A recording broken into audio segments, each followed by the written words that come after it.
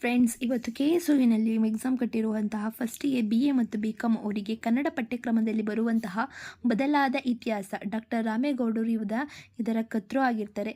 ಮೊದಲು ನಾವು ಕವಿ ಪರಿಚಯನ ಮಾಡಿಕೊಂಡು ನಂತರ ಇದರ ಸಾರಾಂಶವನ್ನು ನೋಡೋಣ. ಡಾಕ್ಟರ್ ರಾಮೇಗೌಡ ಪ್ರಸಿದ್ಧ ಜನಪದ ವಿದ್ವಾಂಸರು, ವಿಮರ್ಶಕರು, ಕವಿಗಳು, ನಾಟಕಕಾರರು. ರಘುರವರ ಮೊಟ್ಟ ಮೊದಲ ಕವನ ಸಂಕಲನವಾದ ಯಾತ್ರೆ ಹೊರಬಂದದ್ದು 1966ರಲ್ಲಿ. ಸಮಾಜದಲ್ಲಿ ತಾವು ಕಂಡು ನೋವು, ನಲಿವು, ಒಳಿತು, ಕೆಡಕುಗಳನ್ನೆಲ್ಲ ತೊಡೆದು ಸಮೂಹವನ್ನು ಒಳಿತಿನೆತ್ತ ನಡೆಸಬೇಕು, ಒಳತಿನ ಬೀಜವನ್ನು ಬಿತ್ತಬೇಕು. ಇದನ್ನು ಸಾಧಿಸಲು ಇವರು ಅನುಸರಿಸುವ ಮಾರ್ಗ ಮೌನದಲ್ಲಿ, ಸಹನೆಯಲ್ಲಿ ಪಡೆಯಬಹುದಾದ ದಾರಿಯನ್ನು ಹುಡುಕುವುದು ಸಮಾಜಪರವಾದ ಕಾವ್ಯ ರಚನೆಯ ಮತ್ತು ಉದ್ದೇಶ.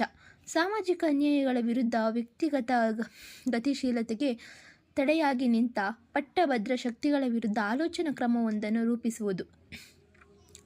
ನವೋದಯ ಈ ಪ್ರಮುಖ ಗುಣ, ರಮ್ಯತೆ ಇಡೀ ಆಧುನಿಕ ಕನ್ನಡ ಕಾವ್ಯದ ಪ್ರಧಾನ ರೂಪ ಲಕ್ಷಣವಾಗಿರುವುದನ್ನು ಗಮನಿಸಬಹುದು.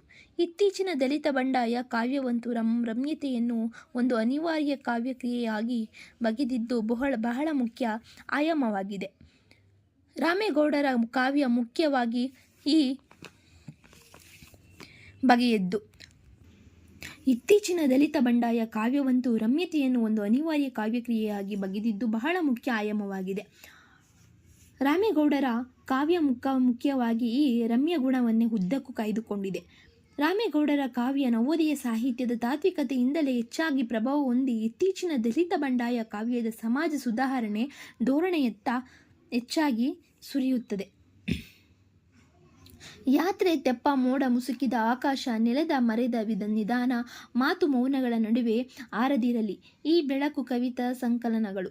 ದೊರೆ ದುರ್ಯೋಧನ ನಾಟಕವಾಗಿದ್ದು, ರಾಘವಾಂಕ ಕಾವ್ಯಾನುಶೀಲನ, ಅವಗಾಹನ, ಕುವೆಂಪು ಸಾಹಿತ್ಯ ವಿಮರ್ಶನ, ಸಮಕೀರ್ಣ ಇವು ವಿಮರ್ಶೆಯಾಗಿದೆ. ನಮ್ಮ ಗಾದೆಗಳು, ಕರ್ನಾಟಕ ಜನಪದ ಕಥೆಗಳು, ನಮ್ಮ ಒಗ್ಗಟ್ಟುಗಳು, ಜನಪದ ರಾಮಾಯಣ, ಜನಪದ ಸಂಕೀರ್ಣ, ಜನಪದ ಸಾಹಿತ್ಯದ ರೂಪಗಳಾಗಿವೆ.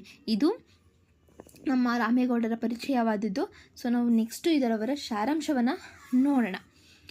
ಸಾರಾಂಶ ಏನಂದರೆ, ವರ್ಗ ತಾರತಮ್ಯ, ಜಾತಿ ತಾರತಮ್ಯ ಮೂಲಕ ಇತಿಹಾಸಗಳಿಂದ ಹರಿದುಕೊಂಡು ಬಂದ ಜೀತ ಪದ್ಧತಿ ಅಂಜಿಸುವವರ ಅಂಗದಲ್ಲಿ ಅಂಜುವವರ ಕಥೆಯಾಗಿದೆ ಮತ್ತು ಅವರ ಬದುಕು ಮುಳ್ಳು ಬೇಲಿಯ ಮೇಲೆ ತೆಳುವಾದ ಬಟ್ಟೆಯಂತಿದ್ದು ಯಾವ ಕ್ಷಣದಲ್ಲೂ ಹರಿದು ಹೋಗುವಂಥದ್ದಾಗಿರುತ್ತದೆ. ಇಂತಹವರು ತಮ್ಮ ಬದುಕಿನ ಇತಿಹಾಸವನ್ನು ನಡೆದುಕೊಂಡು ಬಂದ ರೀತಿಯನ್ನು ದುರ್ಬೀನಿಟ್ಟು ನೋಡಿ ಸರಿಯಾಗಿ ಅರಿಯಬೇಕಿದೆ. ಉಳ್ಳವರು ಮೇಲ್ಪಟ್ಟದ ಜನರು ಆಡಿದ ಆಟಕ್ಕೆ ಆ ಬಾನು ಕೂಡ ತುಸು ಬಾಗಿರುವಂತೆ ಕಾಣುತ್ತದೆ. ಆಕಾಶದಲ್ಲಿ ಮೋಡ ಕೂಡ ಅವರ ಸುತ್ತಲೂ ಇಡುವ ಕೆಲಸದ ಲೋಡನೊಂದಿಗೆ ಓಡುತ್ತಿರುತ್ತದೆ. ತಮ್ಮ ಮೇಲೆ ಇಂತಹ ಹೊರಲಾಗದ ಹೊರೆ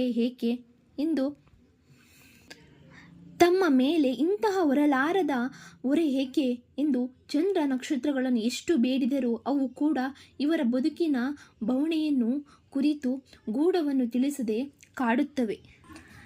ದವಡೆ ದಮ್ಮಡಿಗಳನ್ನು ಬಿಗಿ ಹಿಡಿದು ಇವರು ದುಡಿಯುವ ಭಾರಕ್ಕೆ ಇವರ ಇಮ್ಮಡಿ ಕುಸಿಯುತ್ತಿರುತ್ತದೆ. ಅವರ ಬದುಕಿನ ಕನವರಿಕೆಗಳು ಏನೆಂದು ಅವರಿಗೆ ತಿಳಿಯದಂತಾಗಿ ಅವರು ದುಡಿದು ಬಸವಳಿದು ಹೋಗಿದ್ದಾರೆ. ತನ್ನ ಇತಿಹಾಸ ತಿಳಿದು ಎದ್ದು ನಿಂತಿರುವ ಯುವಕ ಹಸಿದ ನಾಯಿ ಅಥವಾ ಹುಲಿಯಂತೆ ಎರಗಲು ಸಿದ್ಧವಾಗಿ ನಿಂತಿದ್ದಾನೆ. ಅವನ ಕಣಕಣದಲ್ಲೂ ಬಲುಜನರಿನಂತೆ ಎಲ್ಲವನ್ನು ನಾಶ ಮಾಡುವ ಜೋರು ಒತ್ತಡ ಹರಿಯುತ್ತಿದೆ. ಅವನು ಏಕಾಂಗಿಯಾಗಿ ಹೋರಾಟ ನಡೆಸದೆ ಮಾನವ ಸರಪಳಿಯಲ್ಲಿ ಕಟ್ಟಬೇಕು. ಇಂತಹ ಯುವಕರು ಒಗ್ಗಟ್ಟಾಗಿ ತಮ್ಮ ಇತಿಹಾಸ ವಿರುದ್ಧ ತಿರುಗಿ ನಿಂತರೆ ಅದು ಅವರ ಬೆನ್ನ ಮೇಲೆ ಇತಿಹಾಸಗಳಿಂದ ಹೇರಲ್ಪಟ್ಟ ಆ ಎಲ್ಲ ಒತ್ತಡಗಳು ಎಂಬ ಬಂಡೆಗೆ ಸಿಡಿಮದ್ದನ್ನು ಇಟ್ಟು ಸ್ಫೋಟಿಸದಂತಾಗುತ್ತದೆ. ಜಾತಿ ಮಠದ ವಿಷಚಕ್ರದಲ್ಲಿ ಸಿಲುಕಿದ ಮನುಷ್ಯರು, ಮುಖ್ಯವಾಗಿ ಯುವಕ ಸ್ತೋಮ ಒಗ್ಗಟ್ಟಾಗಿ ಸಿಡಿದು ತಮ್ಮ ಇತಿಹಾಸದ ವಿರುದ್ಧ ಸ್ಫೋಟಿಸಿ ಹೊರಬಂದರೆ ಅವರ ಬದುಕಿನಲ್ಲಿ ಹೊಸ ಹರಿವ ನೀರು, ಸುಳಿವ ಗಾಳಿ, ನಲಿವ ನೆಲಗಳಿಗೆ ಎಲ್ಲಿಲ್ಲದ ಹರುಷ ಮೂಡಿತು. ಈಗ ಅವರಿಗೆ ಹೊಸ ಜಗತ್ತು ಕಣ್ಣೆದುರು ಮೂಡಬಹುದು. ಅಂತಹ ಜಗತ್ತು ಇಂದು ಸಾಧ್ಯವಾಗುತ್ತಿದೆ. ಶತಮಾನಗಳಿಂದ ಜಾತಿ ಮತದ ಭಾರತಕ್ಕೆ ಕುಗ್ಗಿ ಹೋಗಿದ್ದ, ಆದರೆ ಗವಿಯಲ್ಲೇ ಬಂಧಿತನಾಗಿದ್ದ ಈ ಮನುಷ್ಯ ಈಗ ಭವಿಷ್ಯದ ಬೆಳಕಿನತ್ತ ದಾಪುಗಾಲು ಹಾಕಿದ್ದಾನೆ ಎಂಬ ಆಶಯವಾದದಲ್ಲಿ, ಹೊಸ ಭವಿಷ್ಯದ ಬೆಳಕಿನಲ್ಲಿ, ಅಂತಹ ಆರೈಕೆಯಲ್ಲಿ ಕವಿತೆಯ ಮುಕ್ತಾಯವಾಗುತ್ತದೆ. ಸೊ ಇದಾಗಿತ್ತು ಫ್ರೆಂಡ್ಸ್ ಭಾರತದ ಇತಿಹಾಸದ ಸಾರಾಂಶ. ಸೊ ನಿಮಗೆ ಅರ್ಥ ಆಗಿದ್ದರೆ, ನಿಮಗೆ ಯೂಸ್ಫುಲ್ ಅನಿಸಿದ್ರೆ ಲೈಕ್ ಮಾಡಿ, ಸಬ್ಸ್ಕ್ರೈಬ್ ಮಾಡಿ ಮತ್ತು ಇನ್ನೂ ಹೆಚ್ಚು ವೀಡಿಯೋಸ್ಗಳಿಗಾಗಿ ಸಬ್ಸ್ಕ್ರೈಬ್ ಮಾಡಿ, ಪಕ್ಕದಲ್ಲಿರೋ ಬೆಲ್ ಐಕನ್ ಕ್ಲಿಕ್ ಮಾಡಿ, ಆಲ್ ನೋಟಿಫಿಕೇಷನ್ ಮೇಲೆ ಕ್ಲಿಕ್ ಮಾಡಿ, ಮತ್ತು ಶೇರ್ ಮಾಡಿ ಆ್ಯಂಡ್ ಲೈಕ್ ಕೊಡೋದು ಮರಿಬೇಡಿ. So see you the next video. And ಇದು ನಿಮಗೆ ಆಲ್ಮೋಸ್ಟ್ ನಿಮಗೆ 10 ಮಾರ್ಕ್ಸ್ ಕೇಳ್ತಾರೆ. ಈ ಒಂದು ಲೆಸನಿಂದ ಇದು ಅಷ್ಟು ಇಂಪಾರ್ಟೆಂಟ್ ಅಂತ ನಾನು ಹೇಳಲ್ಲ, ಬಿಕಾಸ್ ಅಷ್ಟೊಂದು ರಿಪೀಟೆಡಾಗಿ ಬಂದಿಲ್ಲ ಇವನ್ ಇಯರಲ್ಲಿ. ಸೊ ನಿಮಗೆ 10 ಮಾರ್ಕ್ಸ್ಗೆ ಅಥವಾ 5 ಮಾರ್ಕ್ಸ್ಗೆ ಕೇಳುವಂಥದ್ದು ಇದು. ಸೊ ಆದಷ್ಟು ಓದ್ಕೊಂಡಿರಿ ಆಯಿತಾ. ಹೇಳೋಕ್ಕಾಗಲ್ಲ, ನಾವು ಒಂದ್ಸಲ ಎಕ್ಸ್ಪೆಕ್ಟ್ ಮಾಡದಿರೋದು ಕೂಡ ಬರಬಹುದಲ್ವ. ಸೊ ಇಲ್ಲಿಗೆ ಈ ವಿಡಿಯೋ ಎಂಡ್ ಆಗುತ್ತೆ. So see you the next video. Thank you so much for watching this video. Bye. Take care.